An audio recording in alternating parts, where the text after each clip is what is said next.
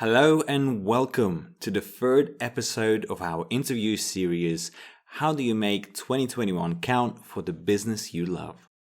Today we have a really interesting guest, an author, a businessman, a person with a powerful life story, a man who chose not to be a victim of the circumstances he was born to, but decided to be a product of his choice.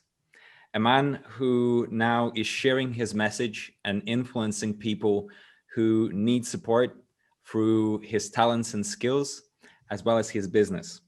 I would like to welcome Nelson Tressler. Thanks for having me, Alan. I appreciate it. Thank you for being here. I believe that today we'll have a powerful message to share. I know that your story is 100% worth hearing out, as well as what you do is an important thing for so many out there. And today we'll get to know about Nelson, about his business, about his mission, as well as get some ideas and tips from Nelson about how to run a business, ideas about goal setting, about life balance, about business in general, as well as the self-awareness aspect and the aspect of the importance of the surrounding in our day-to-day lives, and especially in business. So Nelson, let's dive in and please share with us a little bit about your background and where you come from. Sure. Yeah, my origin story is pretty unique. My mom became pregnant with me when she was 15 years old.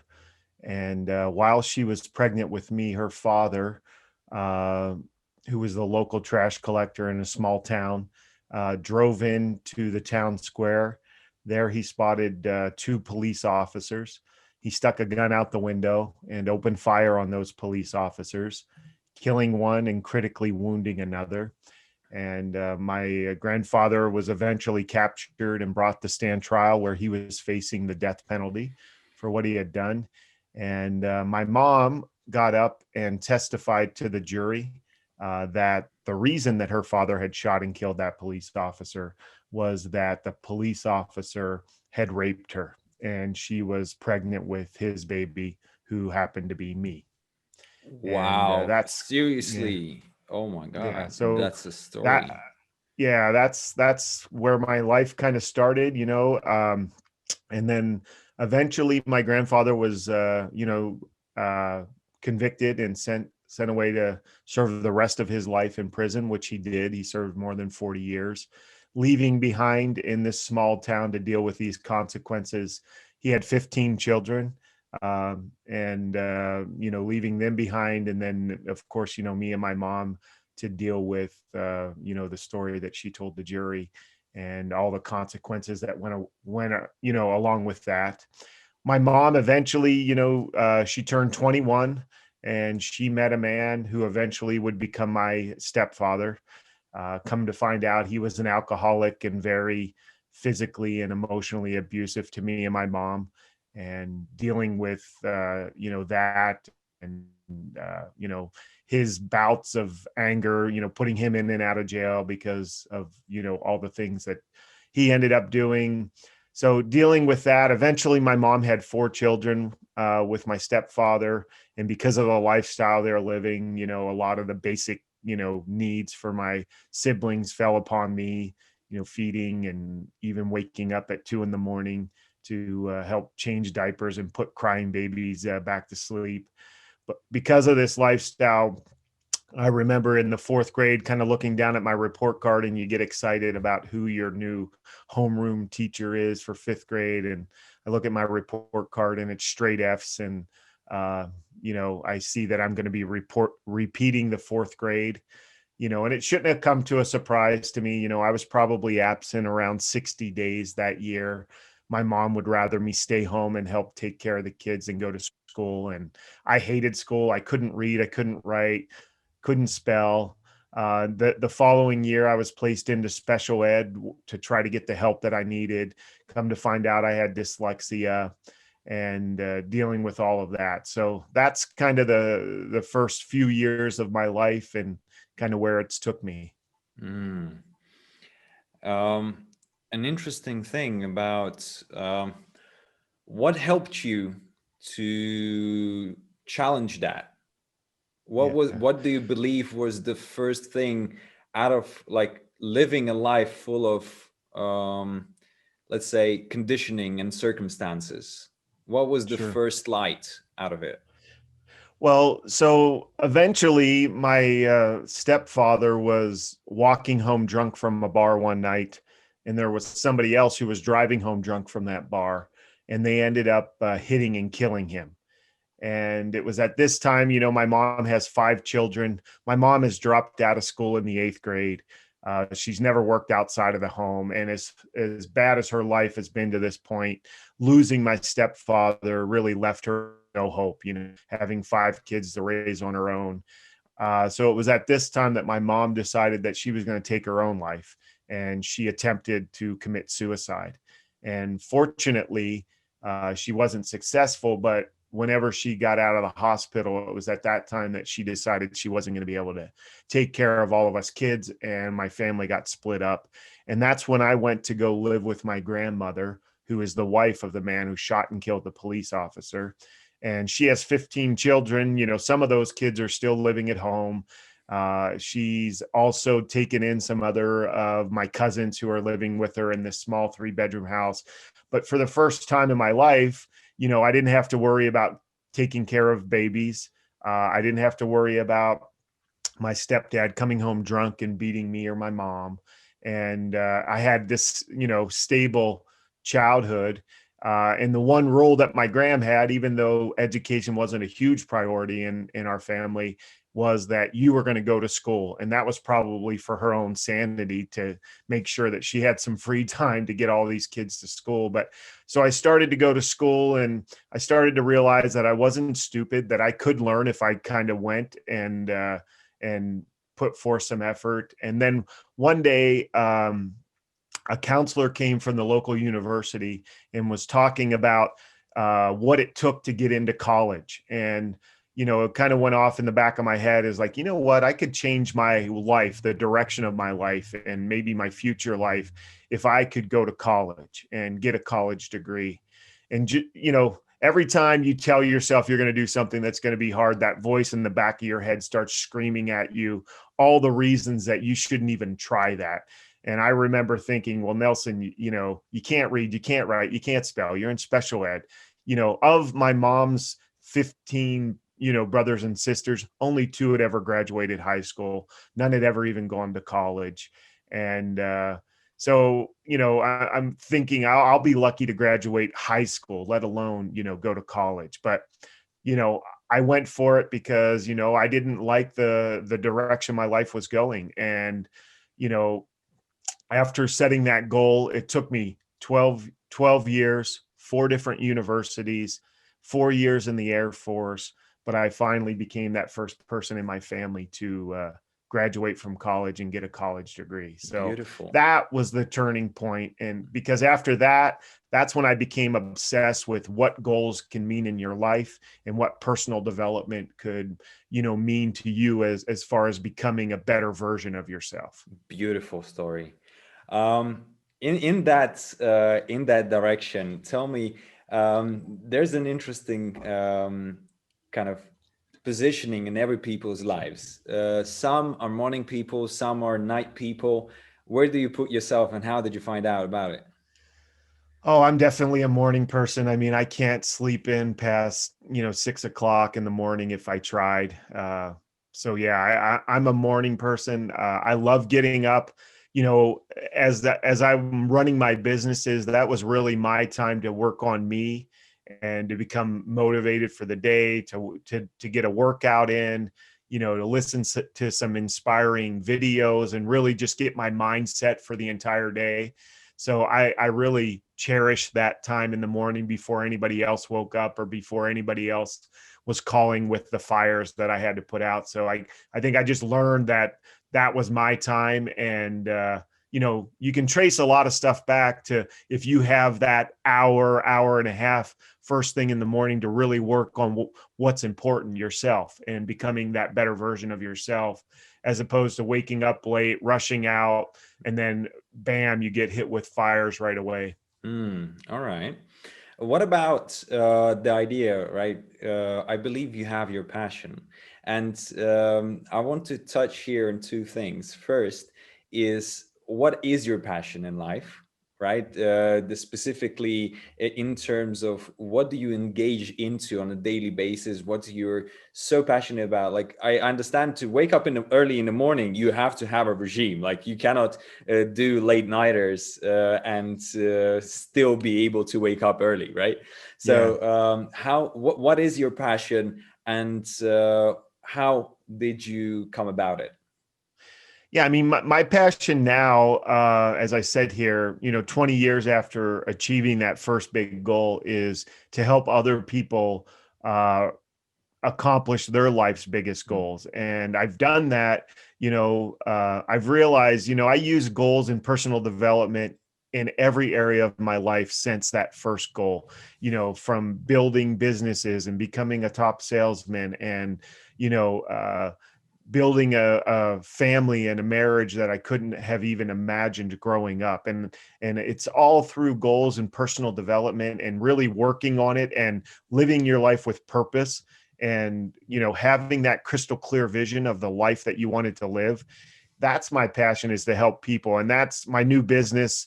I Got Smarter is an app that has that morning ritual in it that I've used over the last 25 years, of giving gratitude and planning out your day and realizing what's the most important thing that you have to accomplish today, and working on your goals every single day. And, having that, that accountability partner that's helping you stay focused and you're helping them stay focused. So, that's what I'm, striving to do. I mean, I really want to change the world.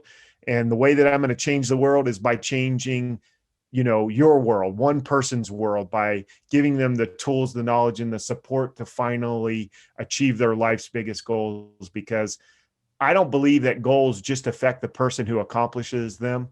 I believe that goals affect generations to come. As I'm Mm. sitting here, my family is living a drastically different life than I was living just one generation, after goals and personal development came into the family. Mm. Beautiful story. Let's dive into the idea of like running a business and having that passion. Like, you must have a really active lifestyle. What about being able to fulfill, let's say, the four things that I believe are foundational, like the family, the business, self-care, and learning, right? Learning and Yeah. development. How do you Mhm. manage to balance that in your life? Well, I think it all comes down to priorities, because you're gonna always have the time to work on the things that are a priority to you. And my family is my number one priority. I mean, at least in my eyes, is if I failed with my family, there's nothing that can make up for that. So I always put my family as my number one priority. And it can't just be lip service. I mean, I've missed out on deals because of sporting events or family trips and things like that, because those are what are important to me. And so I always put that first. And I always, self help, and taking care of yourself. It's kind of that mindset of, when you're on an airplane, they tell you to put the mask on yourself first so that you can help other people.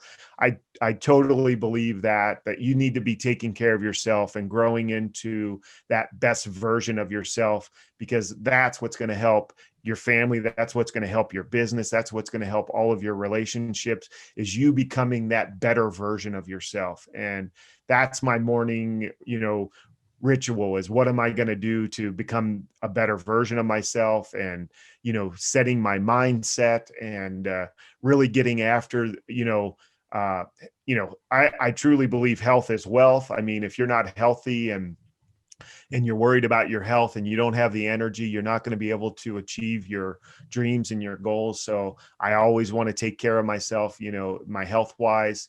And then, running a business and doing all of that, to provide for your family and the people who work with you, you gotta, all these other things have to be in line, and then you can focus on that business and take it to a new level. And, always be striving to put the customer first. I mean, that's been my motto since I've started businesses, is always try to give more value than what you're receiving in payment. And that has never failed me. Very nice. But how do you manage to balance that out? If family, as you said, right, the family is a priority. Family is a thing that if you have something important going on in the family, like something like some consumes time, Yeah. that will be a higher priority than what is happening in the business. And Yep. as well as you have set times for your self-care rituals. Yeah. And yet the business doesn't stop, right? The business is ever growing, ever developing. And as you said, in the business, the customer goes first. How do you manage to stay in both worlds productively? Yeah, I mean, again, I think it comes down to priority. And I mean, the great equalizer, I mean, one of the things we teach at I Got Smarter is time is our most precious resource. There's nothing that we can ever do to get a second back. But time is also the great equalizer. Everybody gets the same 24 hours in a day. No matter if you're on the street corner with a sign, or you're the billionaire, in his, jet flying around the world. The same people get that 24 hours, and it's a matter of what you're going to do with those 24 hours. And you know what, there's no one out there who succeeded that 24 hours wasn't enough for them. So it's a matter of prioritizing that and using it to, we're using it to fulfill your dreams and goals, whatever those are. And some of that might be how can you leverage your time? I mean, is there something in your life that you're doing that maybe somebody else should be doing? Or is there something, in your life that you shouldn't be doing and it's taking away? I mean, I totally believe that sometimes, you have to give up something to get something. Addition by subtraction. And I write about that in my book, The Unlucky Sperm Club, is sometimes, as you're striving to accomplish things and get more things and do more things, the last thing that comes to your mind is maybe you have to get rid of some things or some people or, some commitments in order to gain the things that you truly do want. So I think it all comes down to priorities. Are we watching TV, or are we surfing the internet or social media, or are we using that time to further our dreams and our goals? I mean, if family's your number one priority, are you sitting on the couch playing, a game, or are you up, engaging with your family, trying to make some good memories and doing, all those things that you say are important to you, but are your actions showing that they're important to you? Let's talk about making decisions and setting priorities. So if we have, let's say, global priorities in our life and they're understandable, they're non-negotiable. Yet every day we have always options. We have always a decision to make because the time is limited. Can you give some ideas about how do you make decisions and set priorities out of those options on a daily basis? Sure. So also in the I Got Smarter program, we use what we call an alter ego, and it's our perfect version of ourselves. We all have it. We all have that voice in the back of our head that's always telling us, to do the right thing. And we design that person that we want to be, and we name them. I mean, I have an alter ego. His name's Fred, and Fred always makes the right decision. If Fred, if my wife irritates me, Nelson may want to lash out and, tell her why he's right and she's wrong and start an argument. But Fred, Fred would never do that because Fred understands, that the argument's not going to be worth it. And, he would take the high road all the time. And, when it comes to working out and waking up and, and getting that workout in, no matter how cold or tired you are. Nelson would gladly pull the covers over his head when the alarm goes off, but Fred would never dream of skipping a workout and doing it, because he knows that health is wealth, and he knows you need the energy and you got to get out there and, study and get your mind right. Fred's always making those right decisions. So what I've tried to do is I try to ask my alter ego, hey, if there's a question like, okay, Fred, what should I do? And Fred always makes that right decision. Yeah, of course you need to get out of bed and you need to go work out. And of course you need to bite your tongue when your spouse irritates you, and, all those things. And, it's become such a joke at my house because, I might come home and I'm irritated, I'm tired, and the kids haven't done what they're supposed to do. And, Nelson will get on them and say, hey, come on, do this, this, this. And their joke back to me is, hey, Dad, can Fred come out and play, please? Because Fred would never dream of yelling at them or getting on them. So using an alter ego, designing it, to kind of make and design that life that you want to live, that will make those choices. Just think about, what that perfect version of yourself, because we're always dealing with this prehistoric brain of ours that still thinks that if we do something new or something that's uncomfortable, we could get hurt. Or, if we go a different place in our lives, there might be a saber-toothed tiger down there that's going to eat us. So that part of our brain is always trying to keep us comfortable and keep us safe. And unfortunately, you're not going to do anything great with your life if you're always comfortable and you're always, taking the safe route. Hmm. An interesting question. It's a psychological one. Taking into account that developing an alter ego, developing an inner ideal that we are consulting, right, from the perspective that it always knows what is the right decision, always knows what is the right action. And we, as you said, we turn to it with a standpoint of consultancy, right? We are in a position where we want to react, and the alter ego teaches us how to respond in the right way.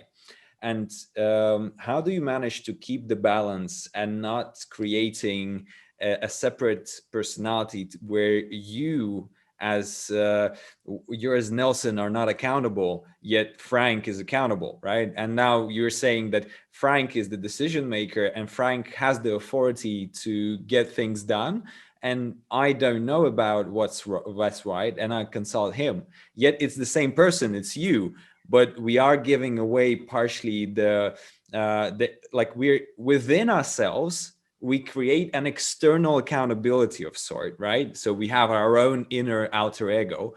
And how do you balance where you keep yourself in a way sane and accountable as Nelson, because it's part of one person?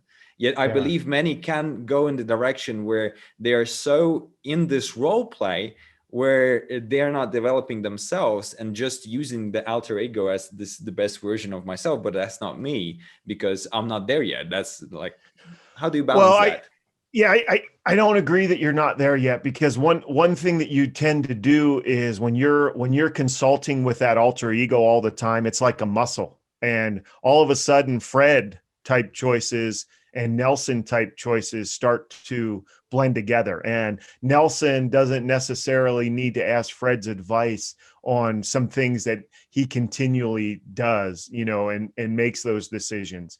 And what you tend to find out is that Nelson and Fred start to blend together and become, closer in the decisions that they make, the more Fred type choices that Nelson makes. I mean, there's never that divide in there that these are two separate people. And in fact, what you find out is Fred continues to progress and get those higher standards the closer that Nelson becomes towards Fred. So you're never really, it's that self-development. I mean, there's always that perfect version of ourselves.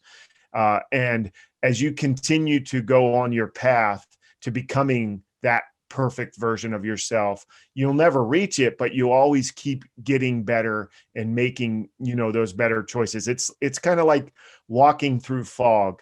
You can't kind of see your hand in front of your face until you take a step. And then all of a sudden you see a little bit more and you take another step. And that's, becoming that better version of ourselves is a lot like that, is we just have to keep moving. And that alter ego, Fred's not the same Fred he was 20 years ago when I was using him, and neither is Nelson, because they both continued to grow and become better versions of what was capable 20 years ago. And that's what I'm on. And you'll never reach that potential, but you also should never stop, because we always should be growing. We always should be striving to become that best version of ourselves. Gotcha. And it's very clear in my mind that they're not two different people. They're the same person, but we always have that choice, and we always have that voice in the back of our head that wants to keep us safe and comfortable. And this voice is kind of helping us not do that. And you can short circuit that part of your brain a lot of different ways. I mean, there's books out there like the 5-second rule, where you think you should do something, and then if you wait 5 seconds, you don't do it because your brain kind of talks you out of it. So that's what we're trying to kind of overcome by using the alter ego. Let's talk about the ideal life scenario. And you've mentioned, right, you have that ideal, you're building that alter ego. How far ahead in life do you plan? You know what? I plan as far ahead as I can. But another thing that we do, because that can be dangerous and it changes, and I think that's why a lot of people fail with their goals and their dreams, is because they are looking so far ahead. And it seems like it's so long, far away, or so long into the future, and they don't feel like they can really do anything here and now to accomplish that. So one of the strategies and techniques that we use in I Got Smarter is that we break all of our goals down into a 30-day sprint. And no matter how big your goal is, no matter how long it's going to take you to accomplish, we break that goal down into a 30-day sprint. And now we know exactly what we need to do in order to get closer to that big goal. And, I totally believe that's why, 95% of New Year's resolutions fail, is because they are looking annually, and it doesn't work, because a lot can happen in a year. Things can change in a year. We could get hit with a pandemic, all these things. And then people have set this annual goal, and now they throw their arms up, and, they're going to wait till next New Year's Day to set a New Year's resolution, or they're going to wait till Monday or next month or whatever. And again, time is our most precious resource, so we never want to waste it.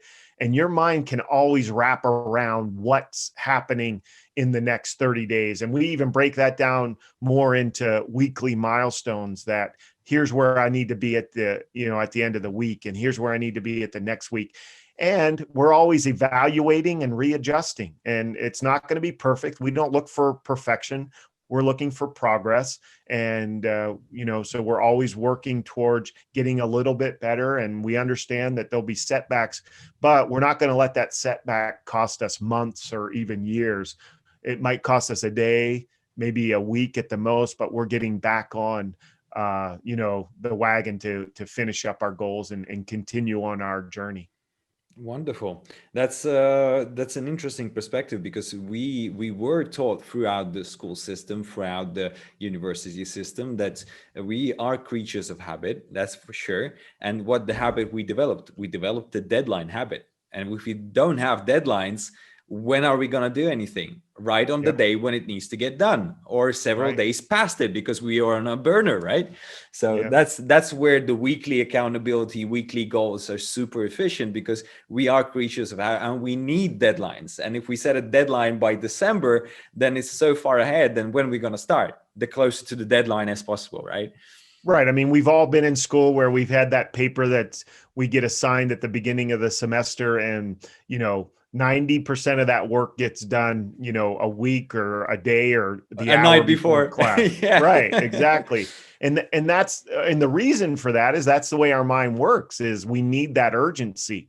And by breaking your goals down into a 30-day sprint and then having milestones, you're creating that urgency that your brain likes. And now all of a sudden, I have this deadline at the end of the week, and I have that other deadline at the end of the month. And now you're getting so much more done than thinking that, oh, I have a deadline at the end of the year. And then chances are you've waited so long, or you've wasted all this time up to that, you could have accomplished what you've accomplished. If you are able to accomplish it at the end of the year, you could have done that in a month, because that's the only time you've worked on it.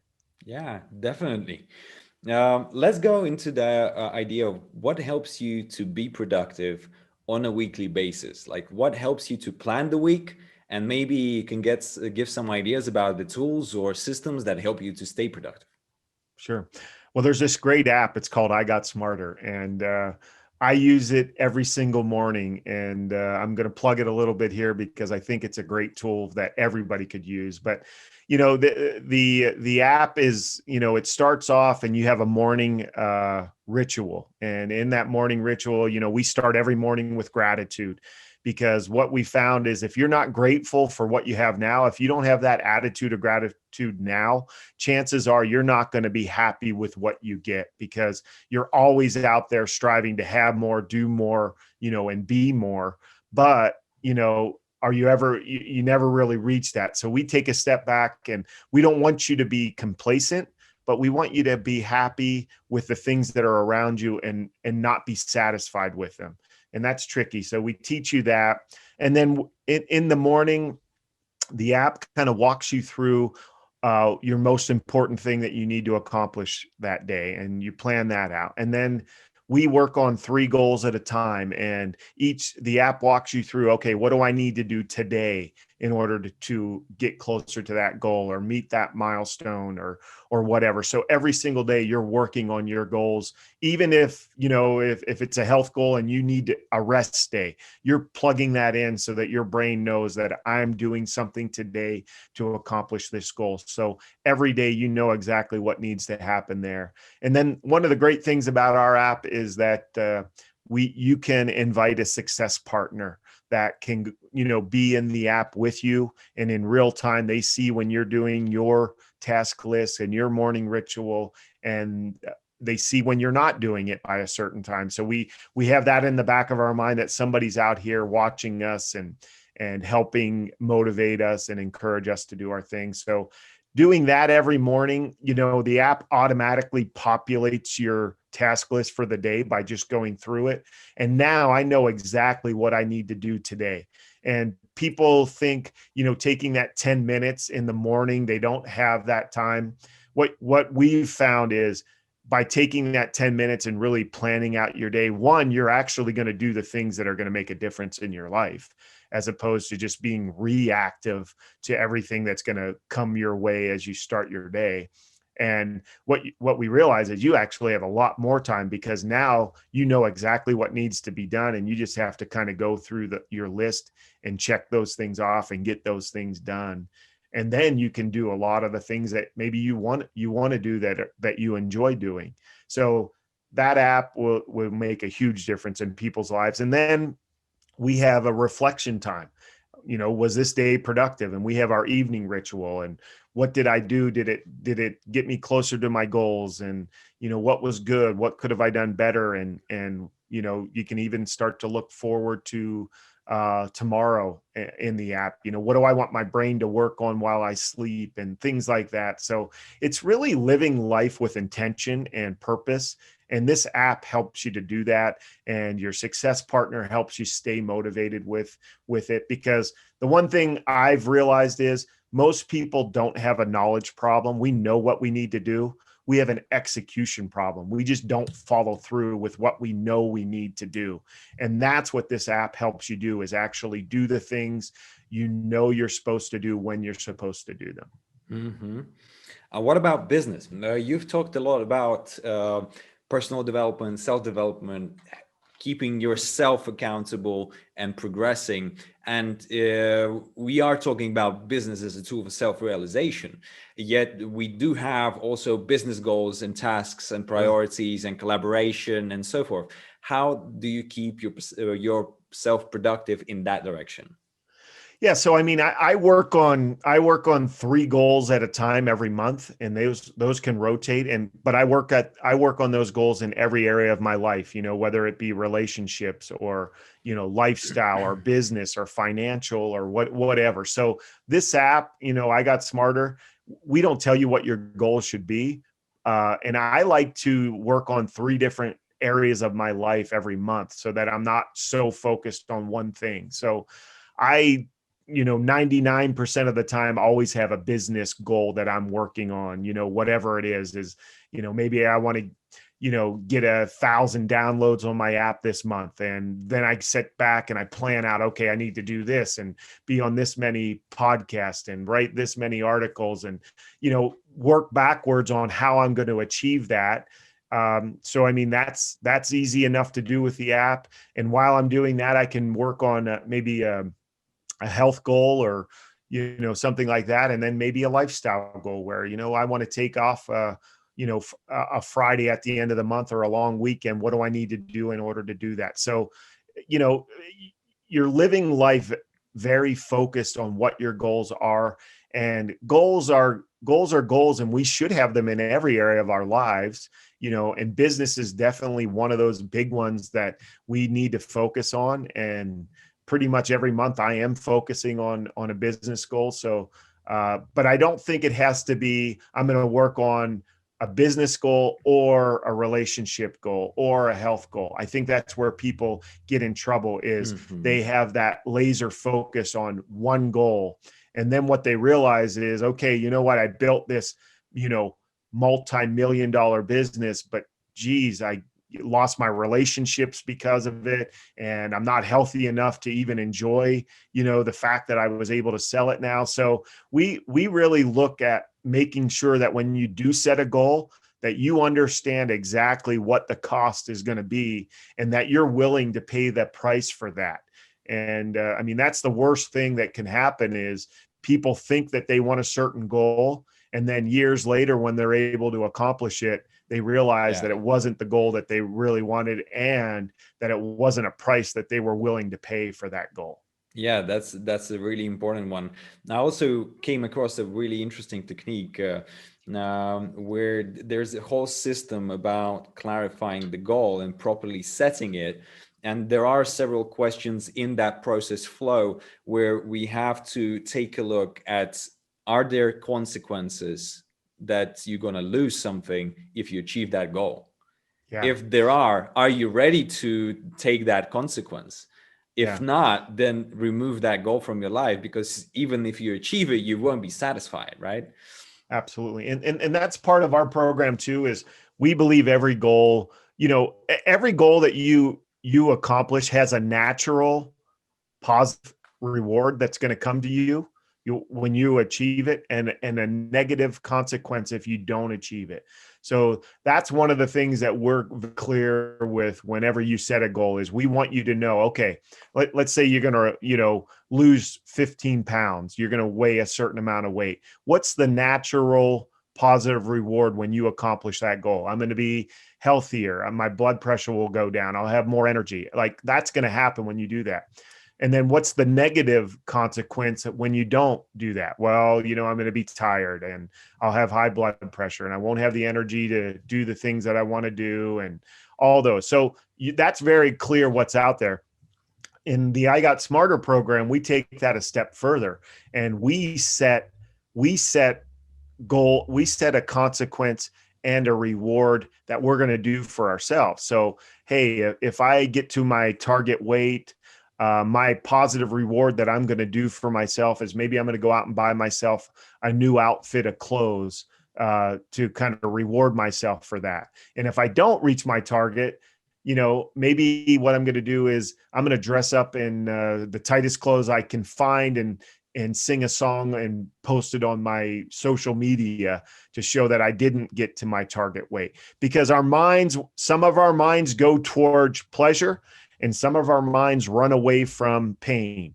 And so in our program, we want to kind of use everything that we can to inspire and motivate us. So we allow you to set either one of those. Got you.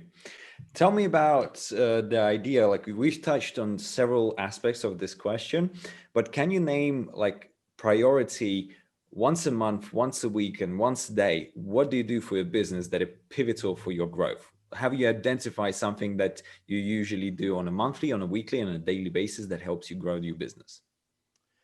Yeah, I mean, one is, I mean, for me is exposure right now is I want to expose the business out there because that's one thing I've learned in business. You can have the best business, you can have the best prices, the best value, but if nobody knows about it, uh, you're going to go out of business. And so I think everybody who's out there with a business needs to realize how to market it and how to get it exposed and get it out there. And shortly after that, you got to have a great business that people see the value in. So I'm always looking for ways to make my business a great value for anybody who's willing to use the business. And I always, every business that I've ever been involved with, my number one strategy to be successful is to offer more value than what people are paying. And if I can look at that and say, and people come up and like, man, you should be charging more for this. That's the best words a business owner could hear. And the worst thing you can do is start to charge more for it, because it create that kind of value. And maybe you can, as long as you continue to create that value. But I always want to give value than what somebody's paying for me. And so I'm always looking at my business that way.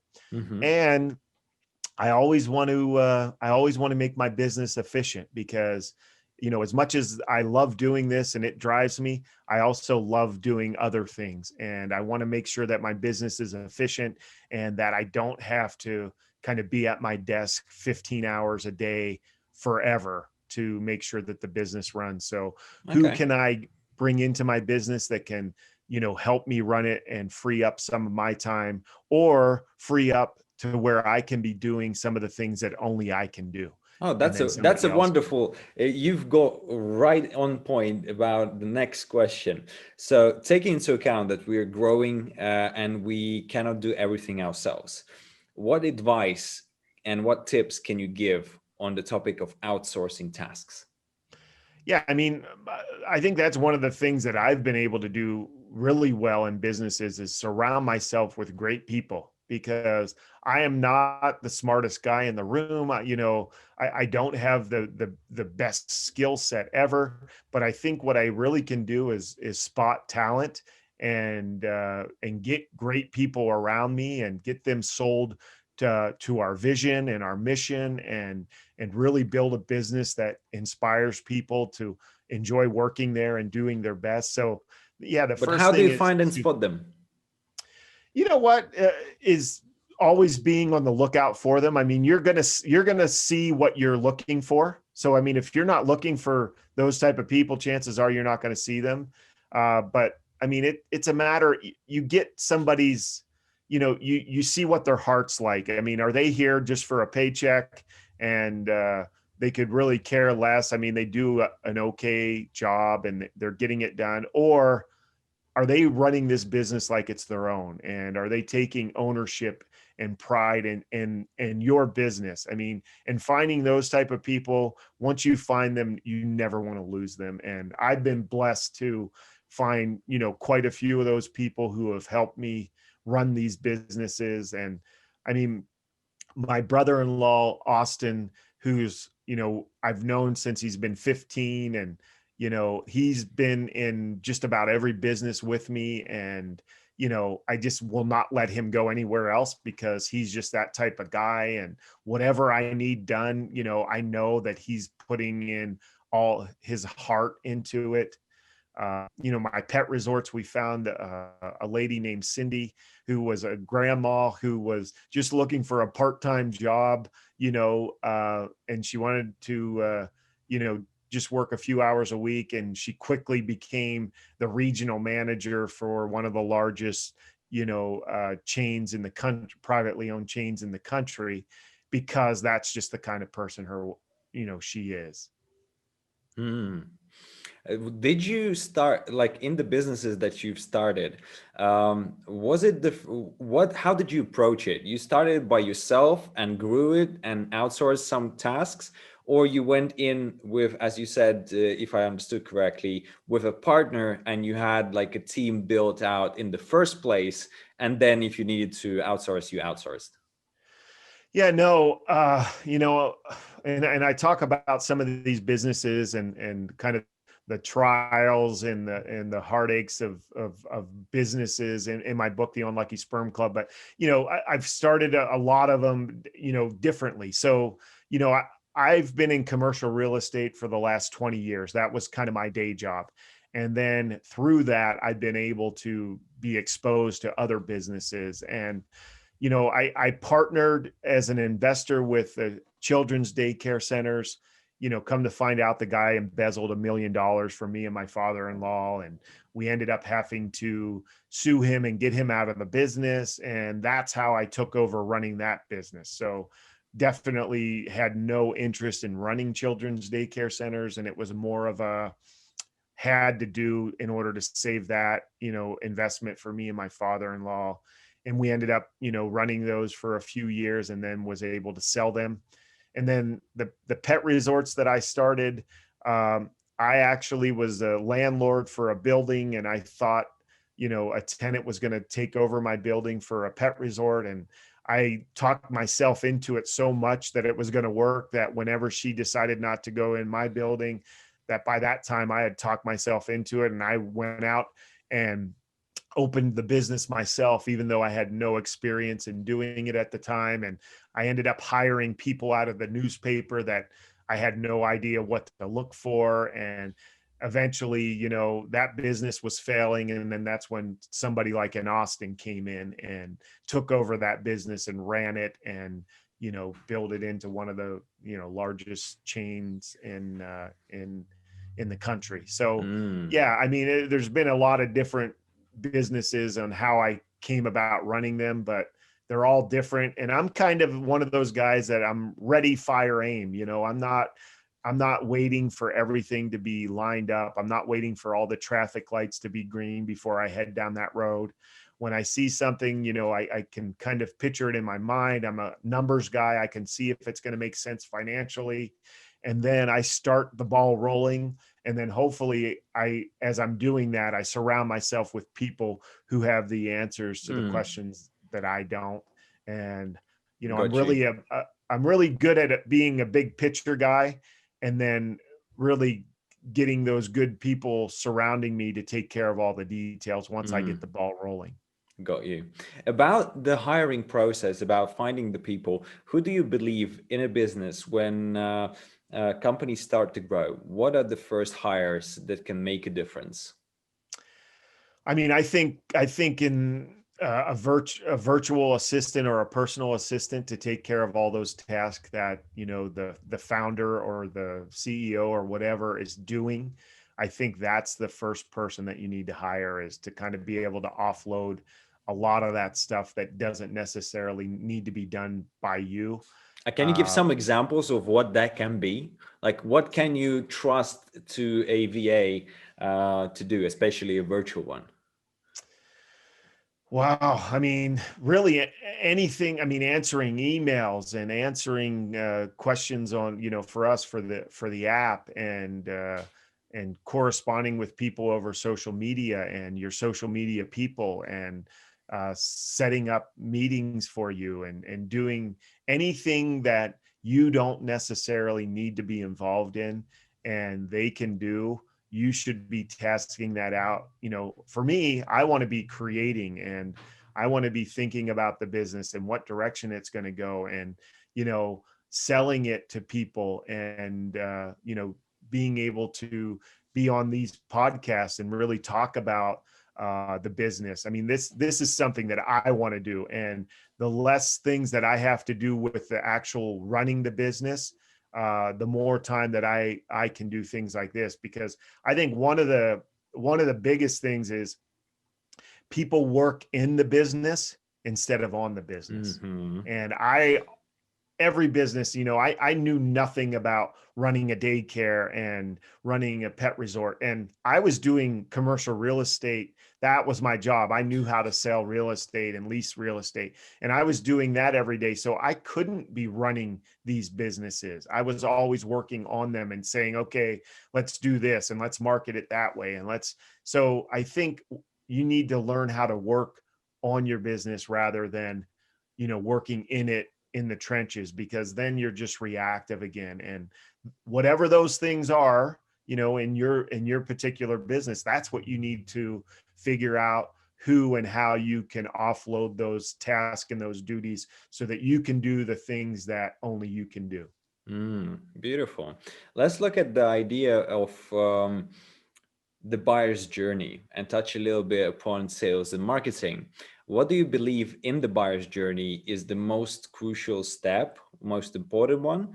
And what should we do in that step to maximize the conversion? So the first step in starting the business or The buyer's marketing it. journey, like let's say okay, the ideal scenario, you know who your client is, you have a product or service, and there's a journey where the buyer gets to know about that the product exists, and he pays you to get that product or service. Throughout that, you have multiple steps to them to get to the end, right? Out Yeah. of those steps, which one do you think is one of the most important ones, and what to do there to maximize them going to the next step? Well, I think the first step and just, moving forward with whatever that is. I think there's so many people that have that paralysis by analysis, is they want everything to be perfect, and oh, the product's not ready for this. We need to do this. And all of a sudden, something that they could have gotten out there that would have worked, and maybe it wasn't perfect, but at least they could get it out there and pitch it to people. But I think there's so many people that are so worried that something's not going to be perfect, or they're afraid of failure.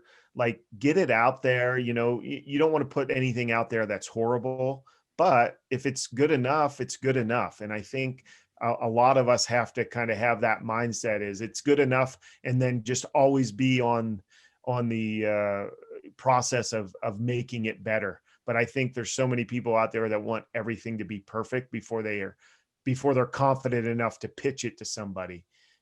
So I think the very first step is, to get started and get it out there. And, don't be afraid to ask for the sale. I mean, if your product or your service is truly going to help them and help them, better their lives or whatever, you're out there, don't be afraid to yell it from the rooftops. I mean, that's what you're doing out here. And if you've put all the time and the energy into it that it requires, and it truly is going to help them, in their business or in their lives, you should be screaming it from the rooftops and being proud of it, even if it's not perfect. There's a Silicon Valley wisdom. If you launch an app and everything is perfect, you launch it late. And there's like this idea. And how do you know? How do you know when, from your perspective, right? From your experience, what is the enough amount to get out there? Yeah, I mean, there's a strategy. It's called MVP, which is the minimal viable product. And I think that's with a lot of people, businesses, it's a different thing. But I think getting it out there. I mean, you don't want to put garbage out there, because you only get that first time as that first impression. And if you get garbage out there, you're never going to win those customers back, because they're not going to trust you. So yeah, it's a fine line, but you, on the other end, you don't want to be working on something to where, it's going to take you years and years, and then, you might miss out. I mean, that's why apps are constantly updated, because they're not perfect. But, you need to be to the point where it's usable. Would it be better if there were, this ability to do this and these activities, and maybe the screen is a little more crisper or cleaner or better layout? Yeah, but is it usable? And get it out there. Let because your customers, you don't even know what you don't know. A lot of times your customers are going to say, yeah, it's good, but if you could do that, and you might not even have thought about that. And now all of a sudden you're like, yeah, you know what? Let's do this and this to provide that service. But you can't do that if you're concerned that it's not perfect, and you want to wait until everything is perfect. So as fast as possible to get in communication with your target audience to get feedback and develop. Yeah, and Mm. without being embarrassed. I mean, you don't want to put a crappy product out there just to see what happens, because I can guarantee you what will happen is you'll fail. So, I mean, it's got to be good enough, but good enough is not the same as perfect. Mm-hmm. So get it good enough, launch it, and then continue to work on it and make it better. Wonderful. Let's look at now the inner aspect of us, right, as businessmen, and touch the topic of self-awareness. And running a business and leading people does demand self-awareness, does demand self-development work. And can you name one tool or system that gave you a massive boost of self-awareness? The app, I mean, it does that. I mean, because you're always reflecting upon it. But What was I the mean, first, like, let's go back, like in the past, did you come across a certain system or a tool that was for you like a shakeup of your world perspective, a shakeup of what you understood about yourself, or something like that? Did you have such kind of experience in your life, or did you come across something like that? I mean, I've had a lot of theories and philosophies and concepts just kind of change the way that I looked at the world, and we have those philosophies and, involved in our app. I mean, one of them is things only have the meaning that you're willing to give them. And everything that happens in your life, you are the one that gives that meaning. And you can, if you're looking to give something a negative meaning, you know what, you can. I mean, think about it, like, oh man, I'm so busy, I don't have time to do anything, with work. I'm just so busy and people keep calling me.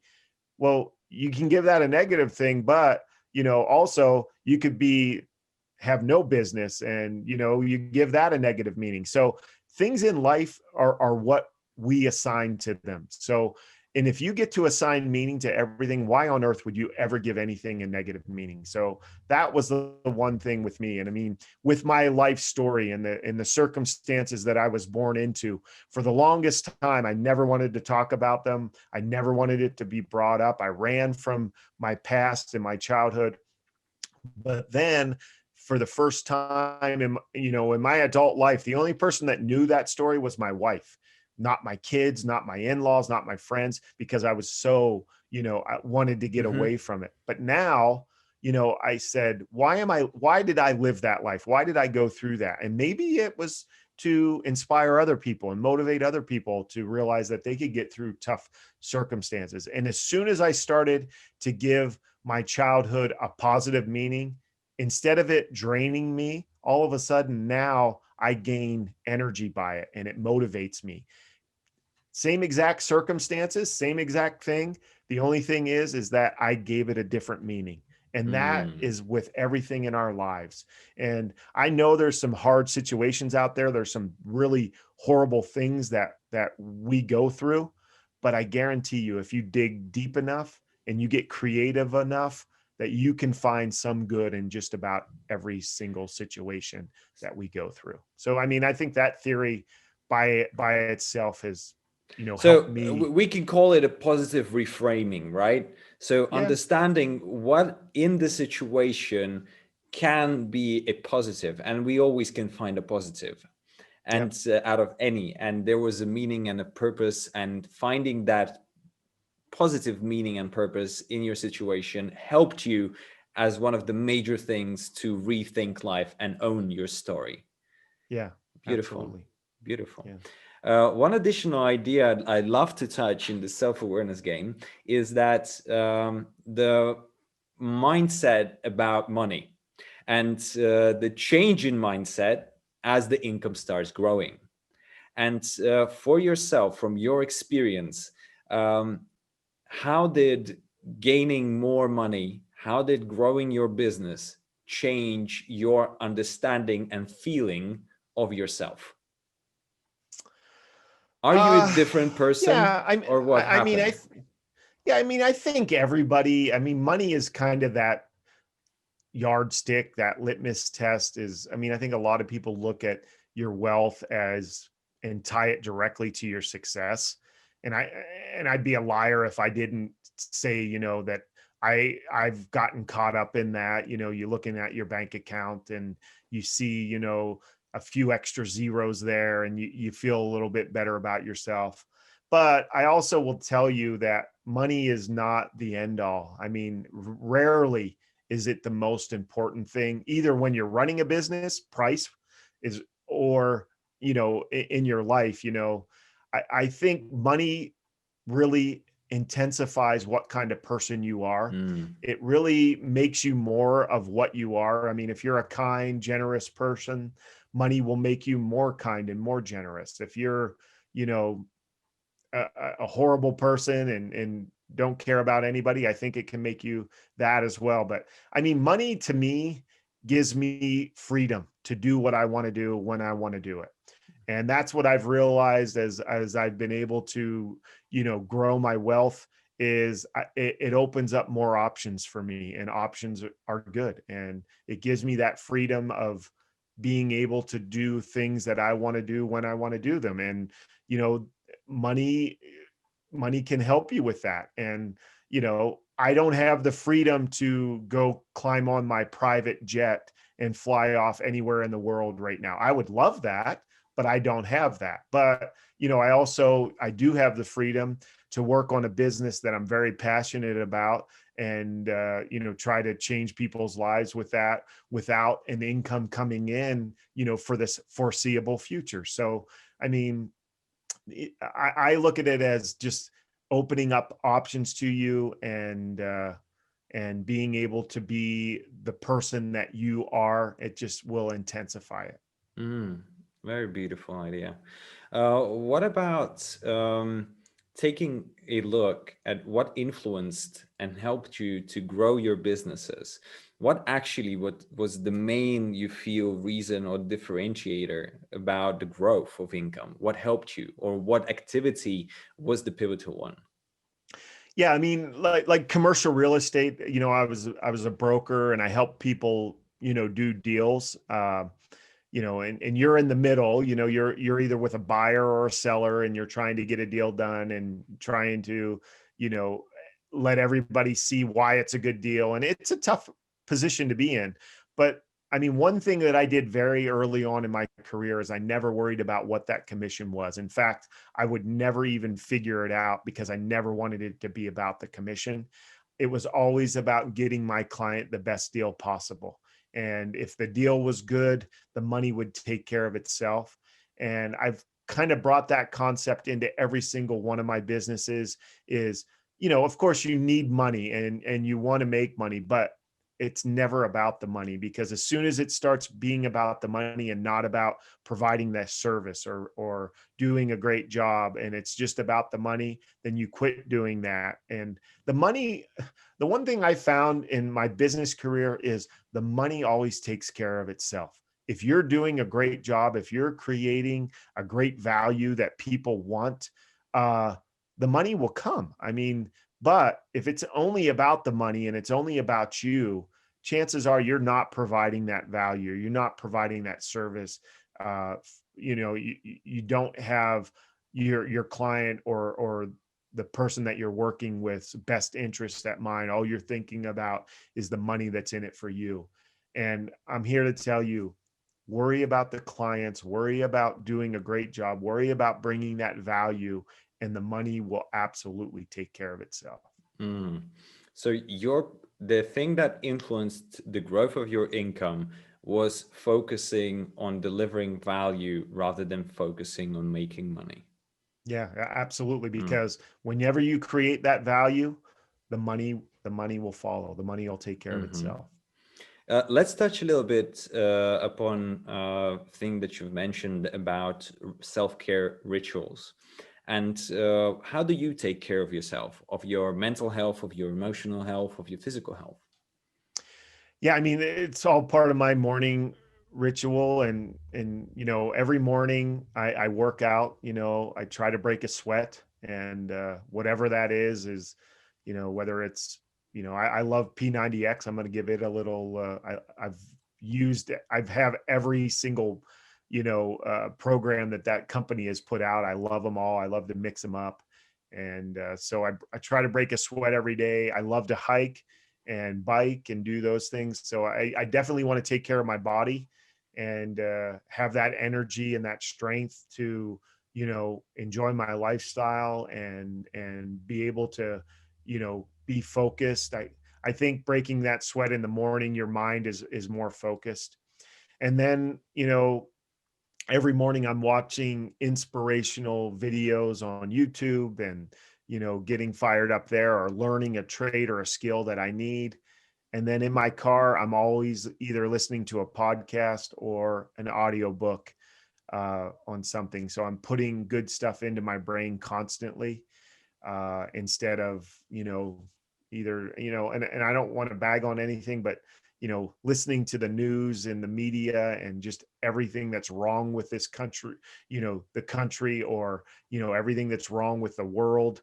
You can't put that into your brain constantly and expect to have a great outlook on life. So, just being very mindful with what you're doing, And what you're and consuming? always trying to become that better version of yourself. And what is that? I mean, you got to take care of your body, you got to take care of your mind, and you got to take care of your spirit. How do you take care of your emotional states? You know what? It's a lot of the philosophies. I mean, giving things good meaning. You get like, with this company, I'm dealing with some haters out there for the not for the first time, but it's coming from directions that I didn't really expect it to. And getting to the heart of things on why would people do that, and why are people like that. And then you realize it's not about you, it's about them. And really researching it, and just growing as a person, and getting that knowledge, making sure that you have all the tools that you need in order to make good decisions. um, just having that positive mindset out there. And another thing, focusing on focusing on, you know yourself, as far as like becoming successful, and not really out there worried that somebody else is getting ahead of you, Hmm. or being able to go bigger and better than you, and always getting caught up in that. So I mean, just focusing on what good you're doing in the world, and not worrying that somebody else out there might look like they're doing more or better. Mm, all right. Um, Jim Rohn has a quote that your income is an average of five closest friends, and how the surrounding was and is supporting your growth and success.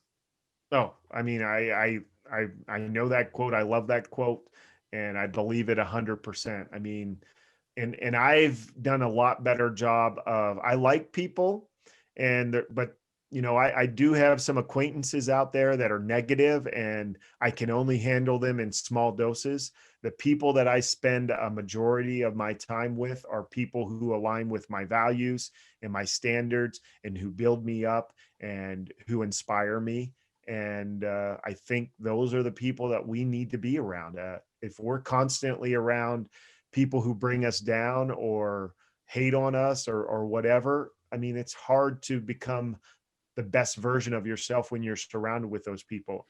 And then also being exposed to people who, I like hanging out with people who are doing better than me, because all of a sudden now I have, that roadmap of like, okay, they did this. I know it's possible. And then two, I kind of look and see how they did it, and why they did it, and why things work for them. And if you're always hanging out with people who, are not doing as good as you, then you don't really have that sight set on becoming that better version of yourself. Got you. How did you create that surrounding for yourself? Like, how did it come to be? You choose. I mean, you choose who you want to hang out with. You choose who you want to mingle with and go to dinner with and hang out at the ball game with and sit next to. I mean, I make a conscious decision of the people who I spend my time with, Mm. and the negative people, I'll be friendly to them, but I'm not seeking them out when I go to an event and sitting next to them and hearing how horrible their life is or how horrible the world is.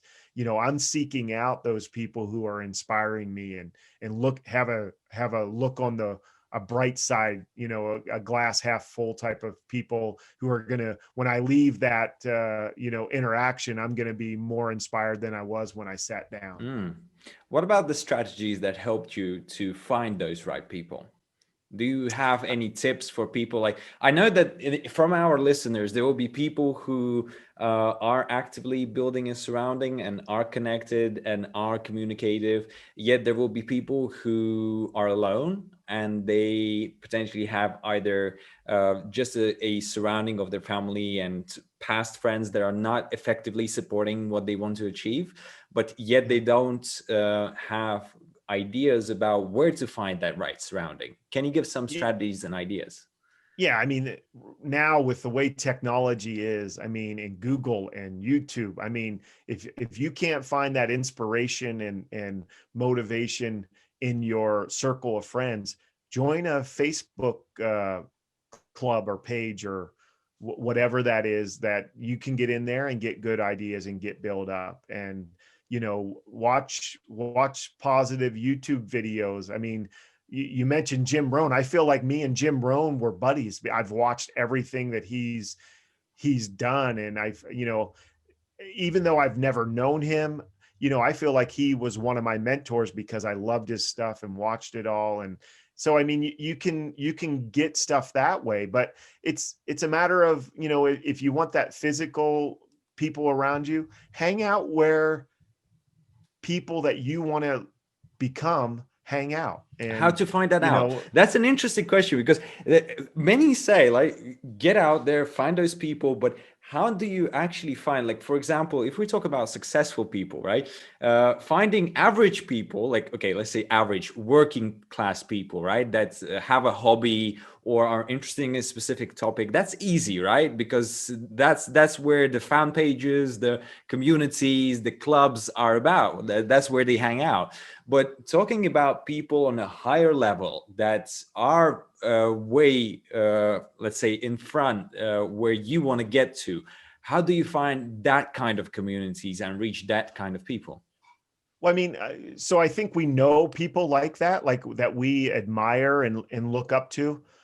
I almost guarantee you that if you reached out to them, even if you didn't know them, and said, "Hey, I've I've watched you from afar, and I really admire what you're doing and what you're about, at least from what I've seen. Can I take you to lunch and buy you lunch and just have a conversation with you?" I mean, who wouldn't love to hear somebody tell them about how great they are and how people are admiring them?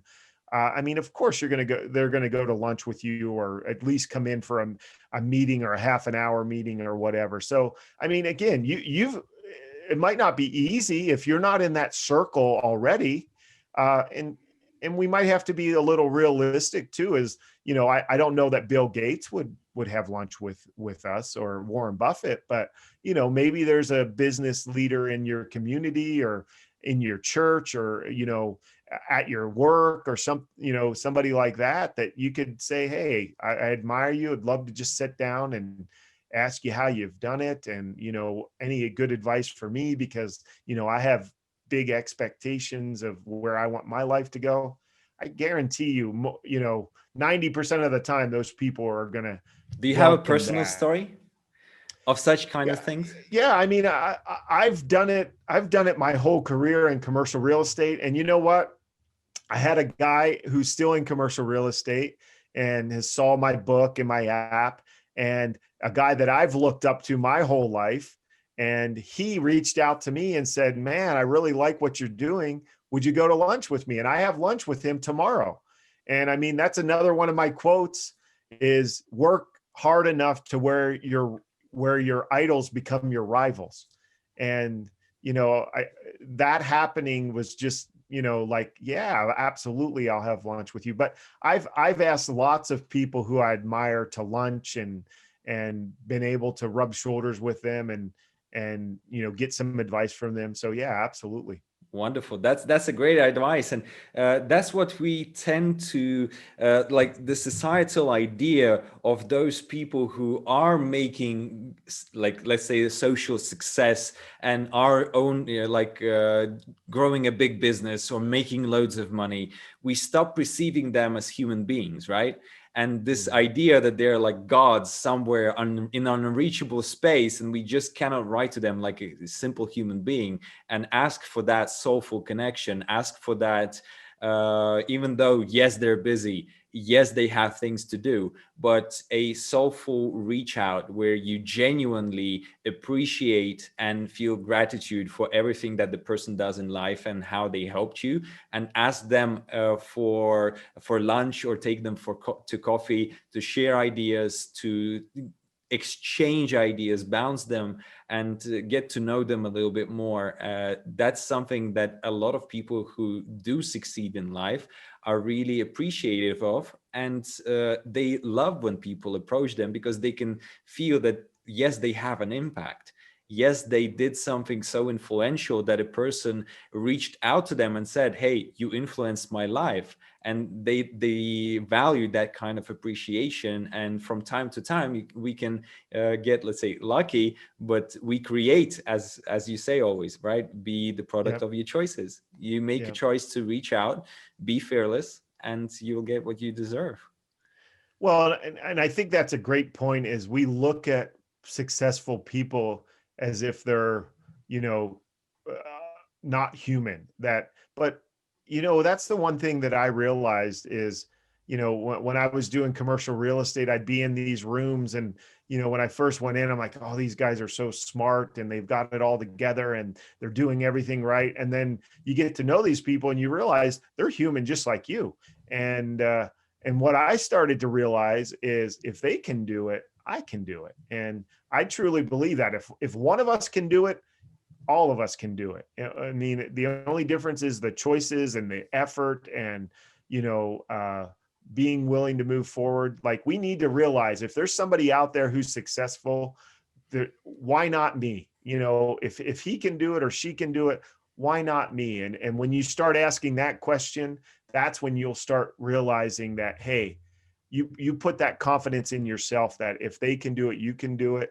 That's the first step, is believing in yourself. I mean, I love the saying is, the reason that birds aren't worried about if the branch breaks that they land on is because they don't put their confidence in the In the branch. They branch. put it in their own wings. And that's what we need to be doing as people, is not put our confidence in other things or other people or whatever. Put our confidence in ourselves, in our own wings, to make our dreams and our goals come true. Beautiful. Let's wrap this up with a final thought from you. What kind of advice would you give to listeners right now for them to make the most out of their business in 2021? You know what? Do it. Do it now. I mean, if you've heard some advice, or you've heard a nugget that would help you have a better success in 2021, do it now. Don't wait till January 1st. Don't wait till Monday. Don't wait till next month. Do it now. There's so many dreams that get left by the wayside because people are going to get around to it sometime. And then that sometime never comes. I mean, I think that's one of the things that has made one of the biggest impacts in my life, is, if I've determined that I'm going to do something and I feel like it's a good idea, just move forward with it and start today. Don't wait. Beautiful. We had as a guest Nelson Tressler. Thank you for being here. It was a wonderful conversation. And I believe that majority of the listeners will find their golden nugget and will start taking action today. Thanks for having me on.